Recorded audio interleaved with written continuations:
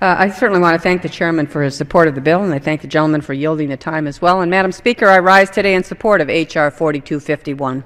I'm absolutely convinced that the bill before the House today, the Smart Port Act, will tangibly enhance the nation's maritime security. And we spend a lot of time as a nation and as a Congress focusing on security threats at the southern border and the northern border, but sometimes we also need to remember that we have a very long maritime border that deserves our attention as well. A major disruption at one of the nation's ports, especially a terrorist attack, is a high-consequence event that has the potential to cripple the global supply chain and could severely damage our economy. We simply cannot afford to ignore threats to our nation's maritime security. And to that end, Smart Port builds on the work of the 2006 Safe Port Act to enhance risk-based security measures overseas before the threat reaches our shore. It emphasizes a stronger collaborative environment between the Customs and Border Protection and the Coast Guard in sharing port security duties, and it leverages the maritime security work of our trusted allies. And if we learned anything after 9/11, it's that we need to move from the need to know information to the need to share information. The Department of Homeland Security components with shared jurisdiction must cooperate in maritime operations and form partnerships with state and local law enforcement agencies in order to improve the nation's maritime security. What happens in our waterways and ports affects the entire nation, so it is incumbent on us to realize that maritime security is not the province simply of the government alone. Leveraging partnerships with private industry as well as our international partners is common sense, and trusted shippers program like the Customs Trade Partnership Against Terrorism, or the CT Pact, where companies who make significant investments in their security reduces the amount of resources that CBP needs to spend on looking at cargo shipments that we know the least about. Our trusted allies like Canada and the European Union have programs similar to CT Pact in place, and this bill supports the concept of mutual recognition, where the Secretary can accept other countries' trusted shipper programs when they provide an equal level of security.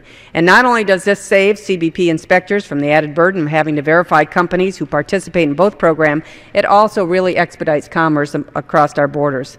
And we really need to do that because of limited use of taxpayer dollars, certainly, and so it makes fiscal sense as well to do that. The American port worker, truck driver, and others who make port operations run smoothly are another critical maritime security layer.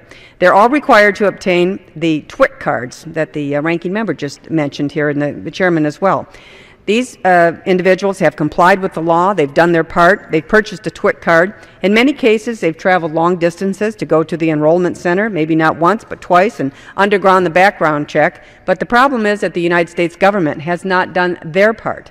The Department of Homeland Security has yet to release the TWIC reader rule, meaning that the biometric information embedded on the card validifying the worker's identity just isn't being confirmed. And in reality, because of that, the TWIC card has become little more than an expensive flash pass. This bill will extend the validity of TWIC cards until the government upholds their end of the bargain and puts out a reader rule. The Coast Guard and TSA must produce the TWIC reader rule, which is necessary to give American workers and port facilities certainty after years of delay. As well, we should be cognizant of the fact that the CBP and the United States Coast Guard cannot intrusively scan every truck, every cargo container or bulk shipment that comes into American ports. It's certainly cost prohibitive, but it would also cripple the just-in-time delivery system that the industry relies on to keep American commerce running. Instead, I believe that the security of the supply chain is maximized through the use of a risk-based methodology, which is a key element in this bill. Smart, cost-effective choices have to be made that maximize our resources while ensuring the security of our ports, and by that, our extension of our way of life. This bill, Madam Speaker, is a step toward smarter security that encourages DHS to become more efficient, better integrated, and more closely coordinated amongst its components, industry, and international partners. And again, I want to thank the Chairman, Chairman King, for his support of this bill, and Ranking Member Thompson of the full committee, and certainly my counterpart on the subcommittee as well, Ranking Member Cuellar. With that, I would